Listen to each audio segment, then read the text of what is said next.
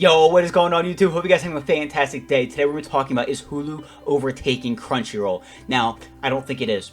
And I think it's going to take a while before it can, because Crunchyroll is honestly just the king of anime. That's for people that even use Crunchyroll and don't just pirate anime. I personally pay for anime. I know, I'm weird. I'm one of the few people that do. But hey, it's worth it. Hulu, though, it has been an absolute sleeper in my opinion. Listen, they are coming out with some nasty Hulu originals that have been super low-key each and every anime season that people just aren't talking about. And because people don't know that Hulu has some of these great animes, they're not getting the recognition they deserve. Heavenly Delusion was amazing. We're having a video coming out later on Go Loser Ranger on why you should watch it. It's hilarious. We're gonna be going over a ton of Hulu originals. They're so good, I can't do a top 5. We're doing a top 6 today, okay? Like, they're that good.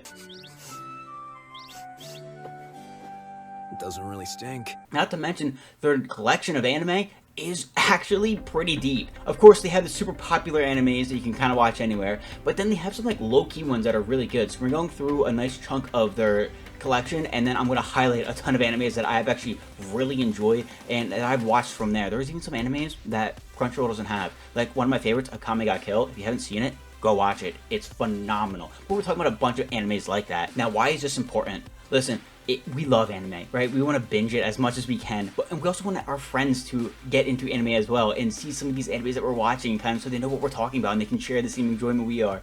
But it's hard to even get them to watch an episode, let alone 3. So to sit there and be like, hey, you should watch this anime, and then they're like, okay, well, where do I watch it?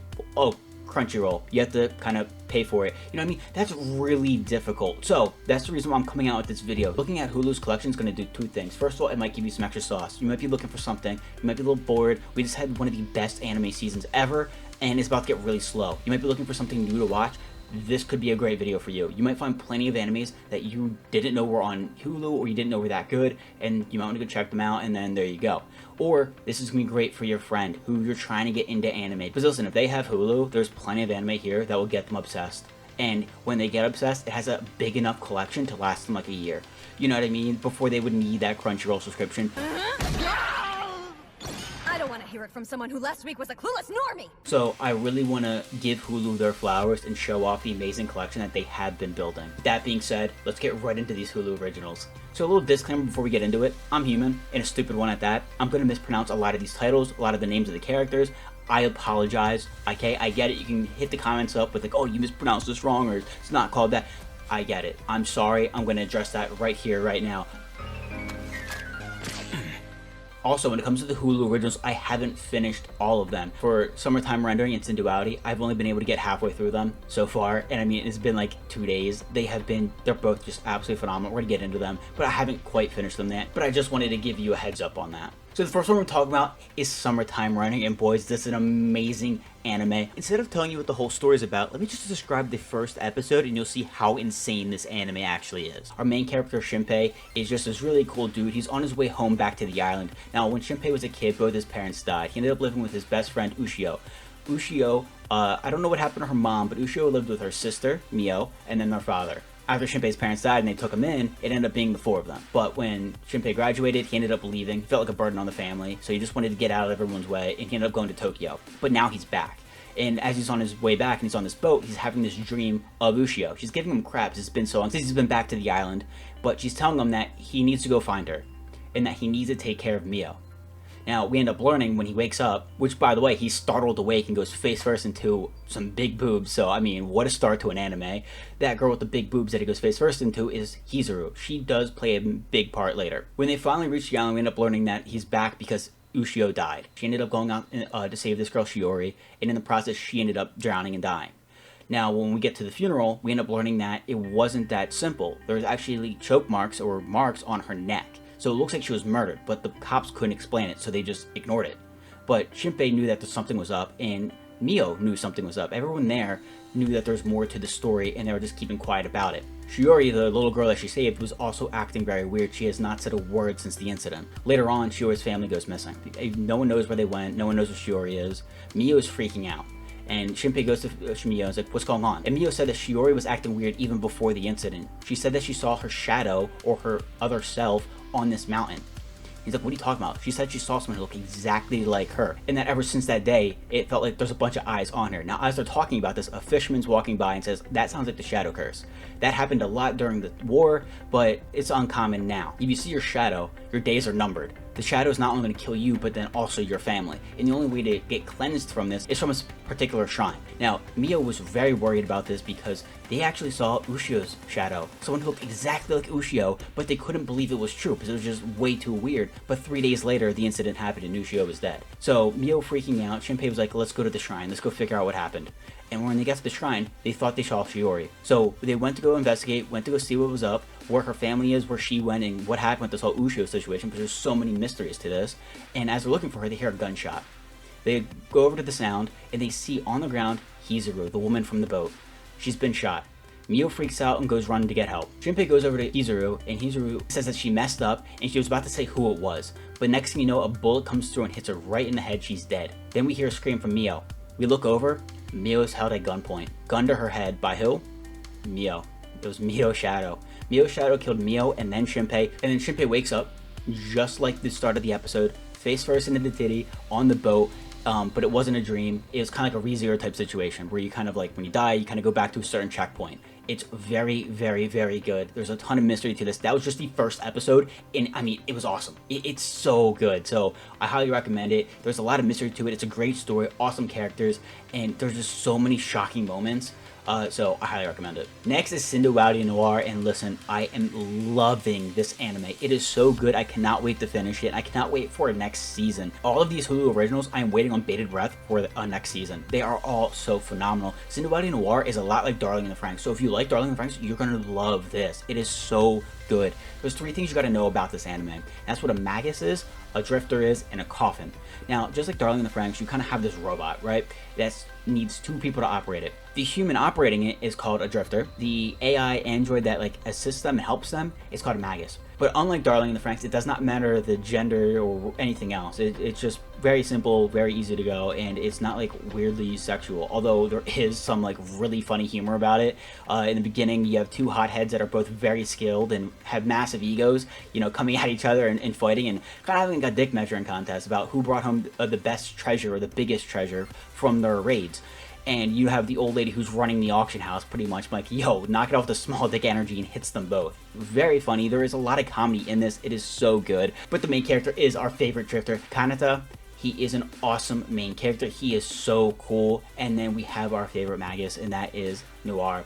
This is such a fun anime to watch. All the characters in this anime are so good. They're so well written and so well designed. I can't help but just enjoy watching this. It's so funny. The action's great. The action kind of reminds me a little bit from ED6. The coffins, the robots that they're fighting, it kind of reminds me of Code Geass.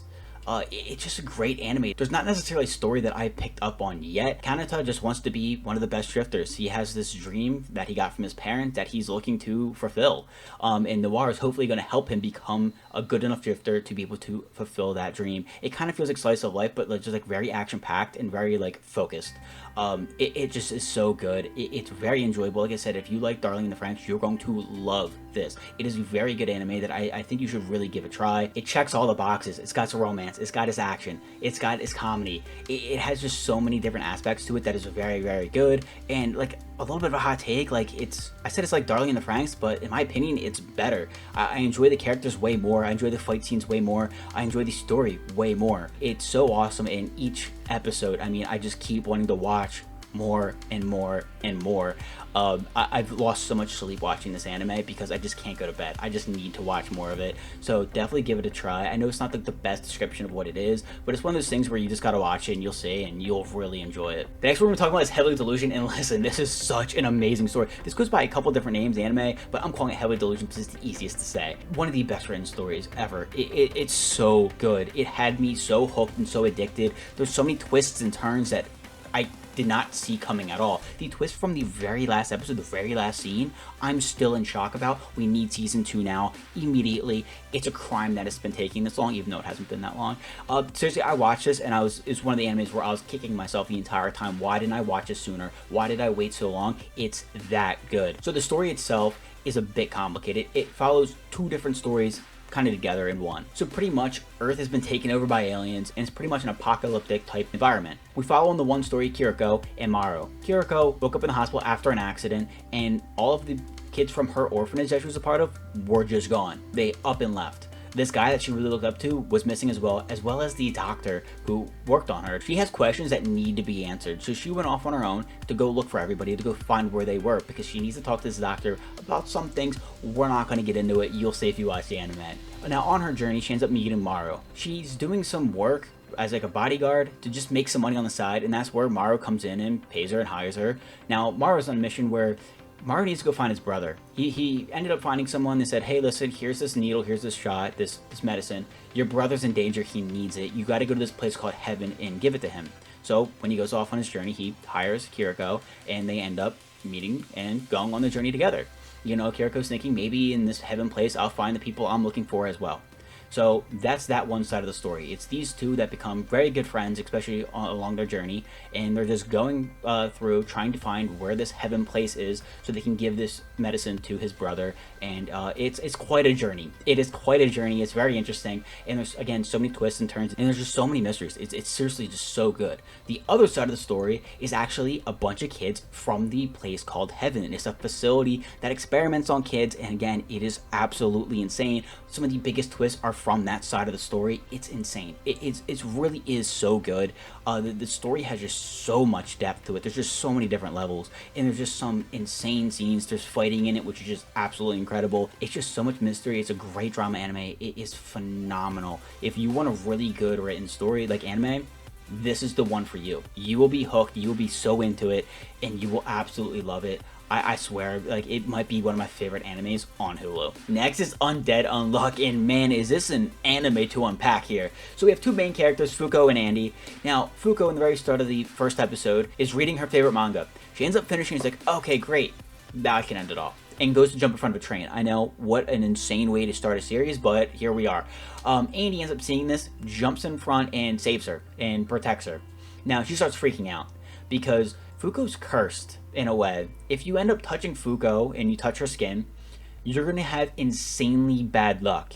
I don't know, I forget exactly what happened, but Andy ended up getting decapitated from doing this, and Fuko's freaking out. She's so upset because she hates that people are getting hurt from interacting with her. That's why she ended up becoming a shut-in. She ended up staying inside and avoiding all people, and that's why she's so depressed. Andy's now laughing as he's decapitated, like, oh wow, I was surprised, I wasn't expecting that. And Fuko's freaking out, like, what is going on? Turns out Andy has a bit of a curse himself where he can't die. It's impossible. That's where Fuko gets the nickname Unluck, because she's insanely unlucky if you touch her, and Andy gets the nickname Undead. The two of them end up becoming very close friends over the course of this anime, and their interactions are just so amazing. They're kind of the perfect pairing for each other, because Andy's hoping that he's going to get such a boost of unluck from Fuko that he's finally going to be able to die, and Fuko loves being around Andy because she doesn't have to worry if she ends up touching him, because he'll be able to survive any unluck that comes his way. Now, this is where things get complicated and so insanely good at the same time. So there's this union, this council, that end up playing this really messed up game, and they're kind of forced to. They're all people that have this power or really curse that Fuko and Andy do. And what happens is every month this book gives them quests or like challenges to do. Now this is a bit of a spoiler, but when they end up completing one of these quests and doing a good job, the reward was like world unity with language. So when they completed it, the entire world was able to speak English and only English, which is like insane. The world impact that these quests and challenges have on the entire world and humanity.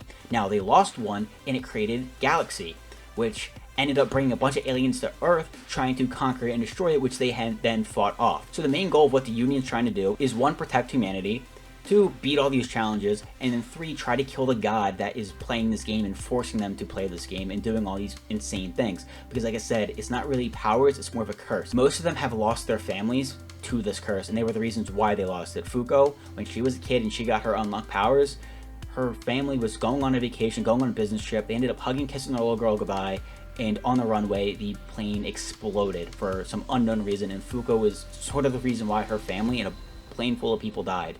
And a lot of these characters have the same type of story. It's really sad, really shitty, and you can understand why they want to kill this god. It makes perfect sense.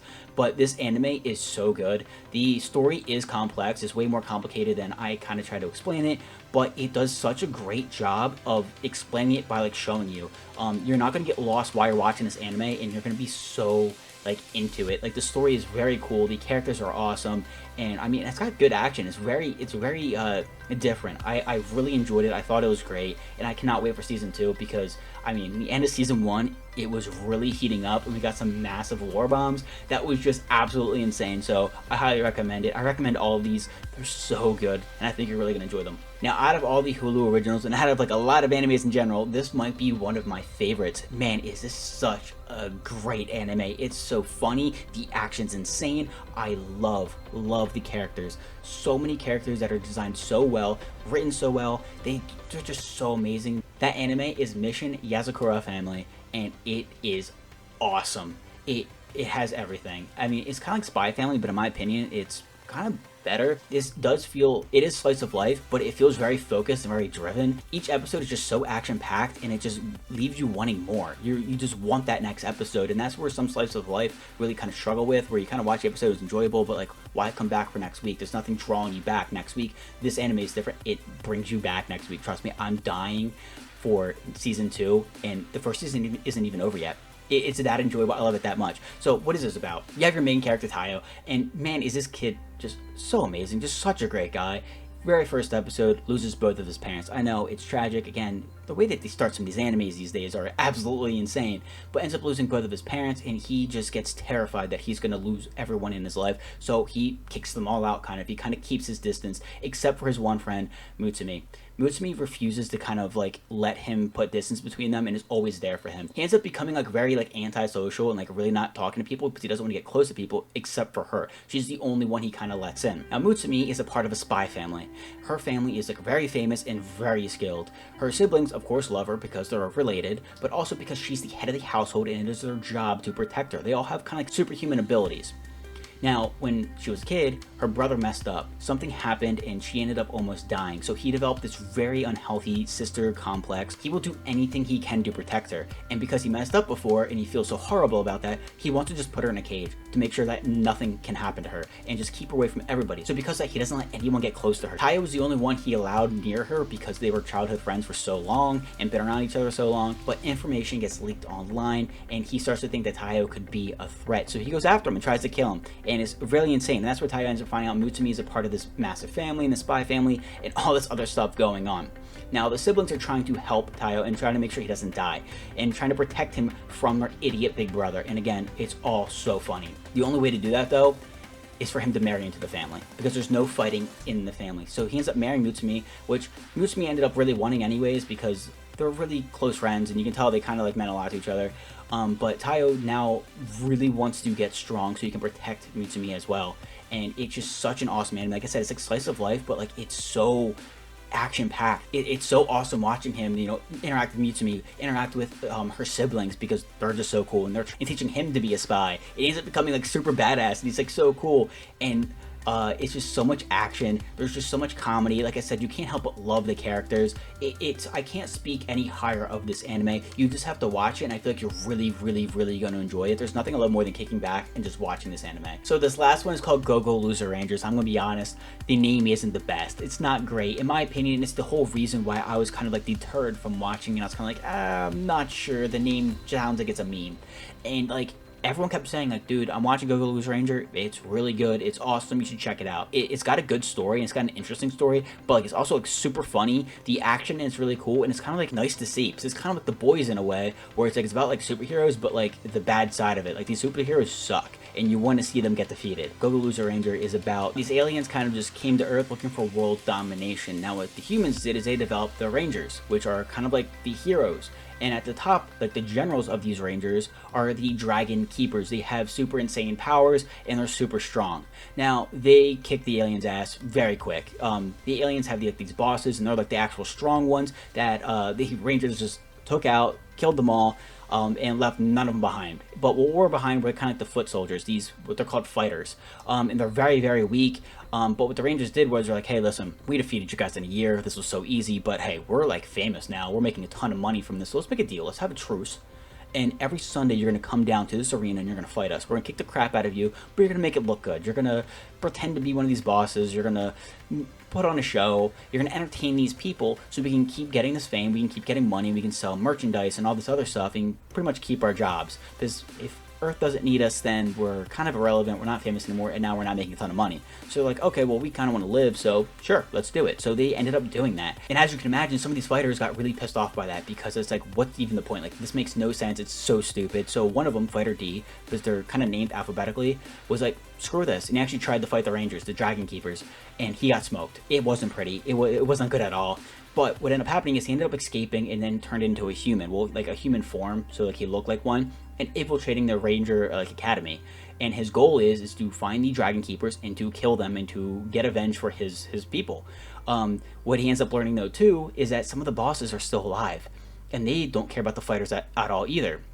He knows that the fighters are kind of just treated as trash and as lesser than anybody. They have no purpose. So he gets pissed off by that, and he also goes after the bosses. It's so cool because Fighter D is like this awesome character. He's got a lot of character development because he's like learning a lot, and he doesn't really have a side. He is his own side. It's not like good versus evil. It's kind of like, okay, both sides suck, and you have this guy on this third party kind of viewpoint, and he's just getting allies, and he's taking on both the Rangers and also the bosses because he sees just how corrupt, greedy, and shitty both sides are. Now what's really cool is that he ends up finding people in the Ranger Academy that are also agreeing with him, that think that the whole Dragon Keepers are just fake. They just put on a show, and it's awful. They also hate the bosses because the bosses have killed multiple people and killed like their families. So throughout this anime, you see Fighter D just get better, get stronger, you know, learn more about Earth and about humans as he's around them more. And he ends up kind of like really growing as a character. But you also see him going after the Rangers, going after everybody, and it's just like a very, very cool. The other characters in this anime are awesome as well. You got some of the waifus, which is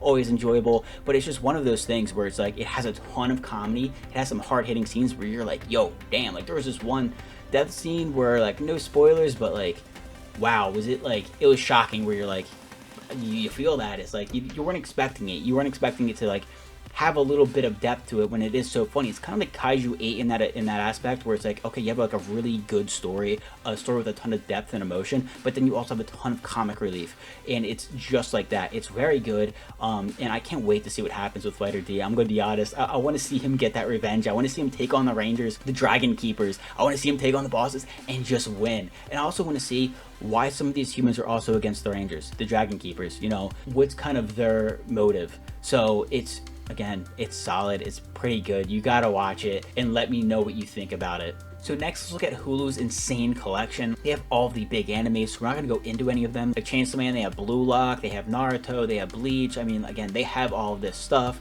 You can just see it as we're scrolling here and see some of the big names that they got. But also as we're scrolling here, you can see a lot of the depth that they have. Maybe some animes you did not know were on Hulu. Some animes that are on Hulu and not on Crunchyroll. So listen, we're going to scroll through here. This is just a popular page. They have way more than this. See if there's anything here that you like or that you didn't know that Hulu had. I mean, the selection is massive. What I'm going to do is I'm going to highlight animes that I've really enjoyed that I think you would really like. Now, believe me, I'm holding back. I don't want to make this a 7-hour video and go through every single anime I absolutely love on this site because, like I said, it will be 7 hours and you wouldn't want to watch that. But if you do want to talk about anime for 7 hours, a little bit of a shameless plug here, I do stream on Twitch Tuesday through Thursday, so links in the description. If you want to drop by and hang out and chat and talk about anime, I'm more than happy to. But I'm going to try to hold back here, keep it simple, and talk about some of my favorites. The first one is The Eminence in Shadow. Now listen, this is actually massive because this was a High Dive original. Now listen, High Dive has been having some insane originals as well, so if that means Eminence in the Shadow is on Hulu, maybe others will follow, like Oshinoko, The Dangers of My Heart, stuff that like people are really absolutely loving that is, again, not on Crunchyroll, but if they're willing to go to Hulu and be like, hey, screw you Crunchyroll, this could be huge. The Eminence in the Shadow is actually like a really solid anime. I'm a little bit like biased on it because, like, here's the thing, I ended up seeing a bunch of really cool clips on like Instagram and YouTube about it, so I always saw the really, really cool aspects of this anime. So when I ended up watching it, it wasn't exactly what I thought, so that's why I have mixed feelings about it. But if you don't know anything about it, you might go in and really enjoy it. I'm gonna be honest, it has like one of the best like harems, I guess, in all of anime. Like the female cast is absolutely just insane. They're built different. You'll just have to watch it, but other than that, it is very cool. You have the main character Sid, but you also have his like alter ego, his like vigilante form that he takes at night, called Shadow. Shadow is one of my favorite anime characters ever. He's so cool, so strong, so badass, but when he's Sid during the day, it sucks. Well, at least because I've only seen the cool scenes, and that's what I thought this anime was about, and I didn't see the big clash here. Sid loves being the background character. He doesn't want attention, doesn't want like the glory. He just wants to be a nobody and then just be super badass at night. So it's actually like super funny, him trying to go out of his way to be a loser, to be unknown, to be unheard of. So it has that comedy, but since, again, I saw only the cool scenes, and that's what I thought this anime was about, it was like really weird for me to kind of see, which is why I'm biased. But if you didn't see all those clips, you didn't know all about it, you might think that it's actually like super funny, that he has this, in the daytime, this low-key demeanor where he just lets people kick the crap out of him. He like doesn't want to be bothered, kind of just is chill about everything, but then at night, super strong, super badass. It's a solid story, really cool fight scenes, and again, the female cast is just holy shit.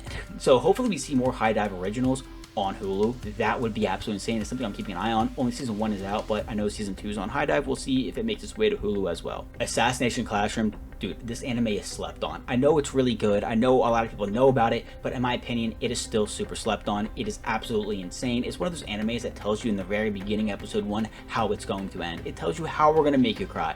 And then throughout 2 seasons, you're expecting it, and yet it still hits you in your feels. It's still such an insane ending, so emotional, so moving. What an awesome, awesome story.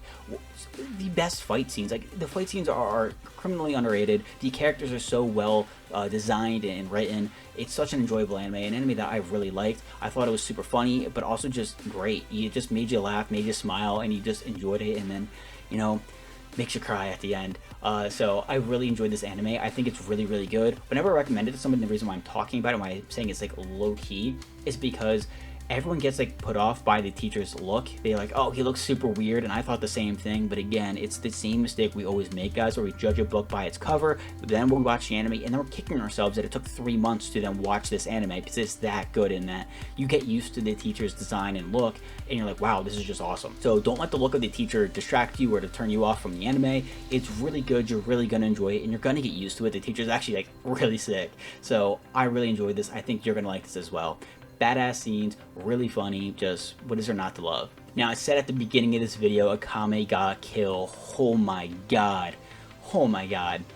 This anime is gonna hit you in your feels. This anime doesn't care. It doesn't. It has such cool fight scenes, but like, it's sad. I don't know what to say. I'm a horrible friend. I got my buddy in anime, got him hooked, got him addicted. I'm like, hey man, watch Akame ga Kill. Because I wanted to show him the emotional like roller coaster that anime can take you on. And that's what Akame ga Kill does. It takes place with this kid who's from a poor town. He ends up wanting to go to the capital for fame and glory and riches, so he can take that money, bring it back to his people, and he can feed them because they're starving. Really, really noble, right? He ends up learning that the capital is not as great as people say it is. It's actually full of a bunch of criminals, greed, corruption, and bullshit. He ends up, after learning that the hard way, joining this assassination team that is working with the rebellion and taking out key members of the capital and of the army. And let's just say, like, it's really good. The characters are awesome. It's funny, and damn, is it gonna make you sad? Is it gonna make you really sad? Akame ga Kill is super slept on. I absolutely love it. I thought it was phenomenal, and it's not on Crunchyroll, but it is on Hulu, and it's one of my favorites. It's such a good anime. The next one is Charlotte. Charlotte is a sleeper of an anime. It is pretty popular. A lot of people know about it and like it, but it's a story-based anime, and again, like, let's be honest, I feel like if it's not shonen, then it's pretty much a sleeper or low-key, because everyone watches shonen and like nothing else. Like, boys, the other genres are amazing. Charlotte's a really good anime. It has a little bit of romance in it, and like the romance is kind of nice, especially like towards the end. But what an anime. There's so many twists and turns to it. You think it's one thing, and then it ends up doing a little turn on you. It's written by the same people who did Angel Beats, which is another phenomenal anime. So you know this one's good and has a great story to it. The anime is about these kids that have these powers. Now, you get these powers when you start puberty, and they go away when they end puberty. It's kind of weird. Not every kid has it. It's super weird, but like it's a great story because what ends up happening is this kid ends up getting found out by other people that have them. They ended up realizing he's got it too. They are the student council of the school that like protects these kids because they don't want them to be experimented on by the government, because that will happen if it gets found out. Now he ends up joining the student council. He's real weird about the whole thing, but they end up like learning a lot more about these powers and about the past and about kind of what's going on and about how they got the power. You gotta watch it. It's really good. Lots of twists and turns, and man, do they hit you with some really emotional scenes. Like I said, it's by the same people that did Angel Beats, so you know it's a phenomenal story with a lot of twists and just some impactful scenes. I think you'll enjoy it if you like story-based animes. Other than that, it's great anime. I really enjoyed it, and yeah, one of the animes you'll binge in a night. The next one is Sounds of Life, and oh my god, is this anime amazing. I binged it in one night. Again, one of those, with most of these animes to be honest, it's such a low-key anime because it is a music anime, but man, is it gorgeous. The sounds and the music from this anime are amazing. You're just listening to the soundtrack afterwards. It's just so beautiful and gives you a whole new respect for it.